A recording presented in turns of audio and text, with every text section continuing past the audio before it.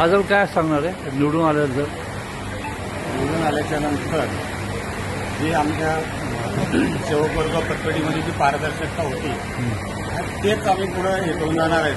कुठल्याही कर्मचाऱ्याला आपल्या लोनबाबत काही कुठलाही त्रास होणार नाही याची आम्ही आता पुढे काळजी घेणार आहोत.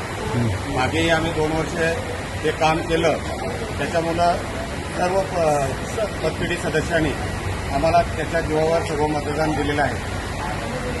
याच्यानंतर परिवर्तन पण काय करणार आहे? आमचा पुढे होम लोनसाठी प्रयत्न राहणार आहे आणि इन्शुरन्स कव्हरेज राहील सर्व लोनला, याच्यासाठी आम्ही विशेष प्रयत्न करणार आहोत. त्याच्यात रोजगार लोकांचं काय योजना आहे का? रोजगार लोकांचं काही योजना आहे का त्याच्यात? कोणत्या? लोनसाठी रोजगार नाही, ही कर्मचाऱ्यांची पतपेढी आहे. हां. तर कर्मचाऱ्यांच्या पतपेढीतून जे आम्हाला योजना राबवत्या त्यांना ज्या सुविधा देता येतील तेच देण्यात आलं पाहिजे. त्या सुविधामध्ये काय काय आहे? आम्ही इन्शुरन्स कव्हरेज करणार आहेत पहिल्यांदा. ओके. त्याच्यावर होम लोनसाठी प्रयत्न करणार आहेत.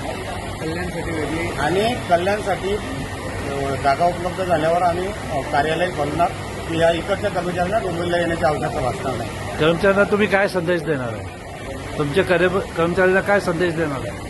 कर्मचाऱ्यांना आम्ही जास्तीत जास्त म्हणजे याच्यामध्ये सामील करणार आहोत. संदेश म्हणजे आमच्यावर विश्वास ठेवा, आम्ही कुठेही तुमच्या विश्वासाला तडा जाऊन देणार नाही.